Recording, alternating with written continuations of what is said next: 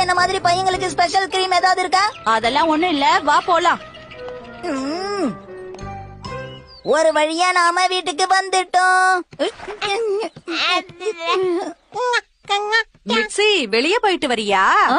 ஆமா ஆண்டி, சும்மா ஷாப்பிங் போயிட்டு வந்தேன். பாதுகாப்போட போயிருக்க போல இருக்கு. இதுதான் யூவி ப்ரொடெக்ஷனா? ஆமாமா, காலையில டிவில பார்த்தேன், இந்த சீசன்ல யூவி அதிகமா இருக்குமா. ஆமாமா, ரொம்ப எச்சரிக்கையா இருக்கணும். என்னங்க ஆண்டி? என்ன பத்தி கவலைப்படாத, நான் இப்படியே போயிடுவேன். இந்தா, இத குடுத்துட்டு போலான்னு தான் வந்தேன்.